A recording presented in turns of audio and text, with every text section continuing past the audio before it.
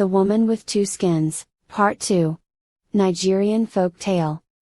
After wrestling for the greater part of the day, the king's son was declared the winner, having thrown every one who had stood up against him. In fact, some of his opponents had been badly hurt, and had their arms or ribs broken owing to the tremendous strength of the boy. After the match was over, the king presented him with cloth and money, and invited him to dine with him in the evening. The boy gladly accepted his father's invitation, and after he had had a good wash in the river, put on his cloth and went up to the palace, where he found the head chiefs of the country and some of the king's most favored wives. They then sat down to their meal, and the king had his own son, whom he did not know, sitting next to him. On the other side of the boy sat the jealous wife, who had been the cause of all the trouble. All through the dinner this woman did her best to make friends with the boy, with whom she had fallen violently in love on account of his beautiful appearance, his strength, and his being the best wrestler in the country. The woman thought to herself, "I will have this boy as my husband,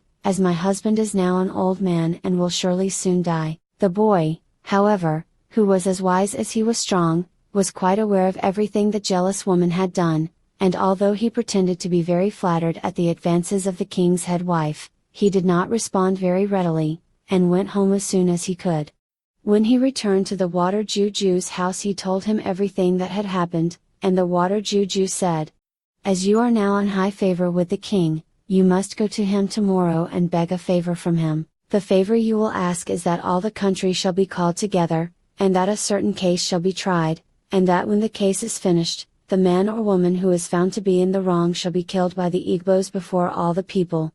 So the following morning the boy went to the king, who readily granted his request, and at once sent all round the country appointing a day for all the people to come in and hear the case tried. Then the boy went back to the water Juju, who told him to go to his mother and tell her who he was, and that when the day of the trial arrived, she was to take off her ugly skin and appear in all her beauty, for the time had come when she need no longer wear it. This the son did.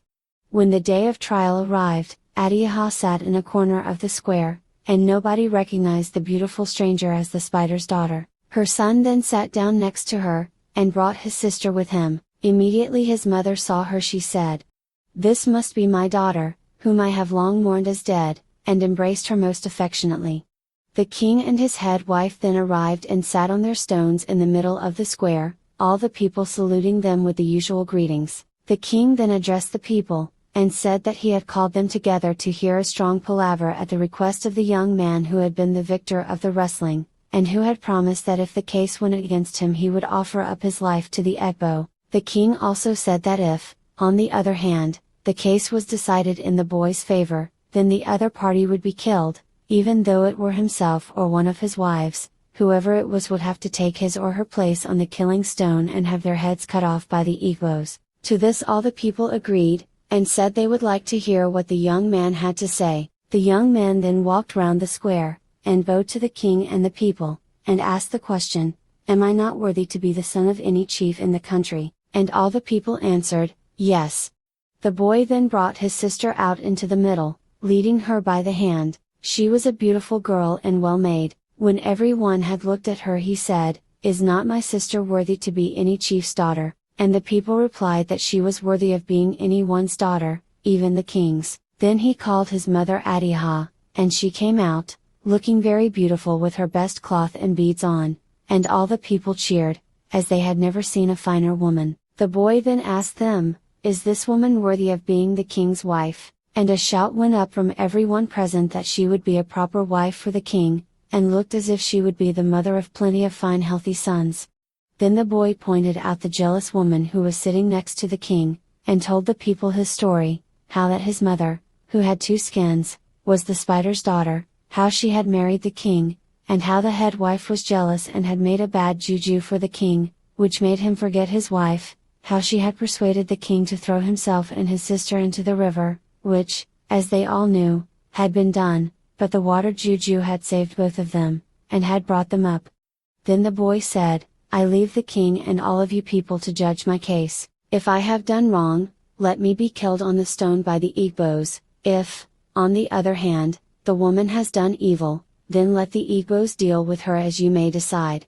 When the king knew that the wrestler was his son, he was very glad, and told the Igbos to take the jealous woman away, and punish her in accordance with their laws. The Igbos decided that the woman was a witch, so they took her into the forest and tied her up to a stake, and gave her 200 lashes with a whip made from hippopotamus hide, and then burnt her alive, so that she should not make any more trouble, and her ashes were thrown into the river. The king then embraced his wife and daughter, and told all the people that she, Adiha, was his proper wife, and would be the queen for the future. When the palaver was over, Adiha was dressed in fine clothes and beads, and carried back in state to the palace by the king's servants.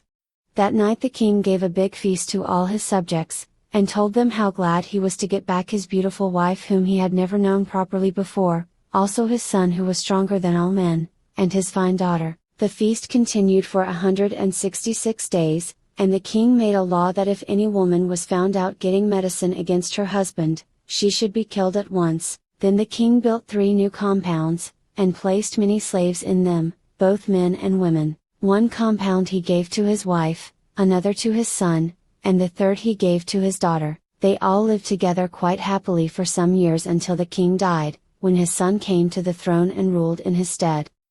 The end.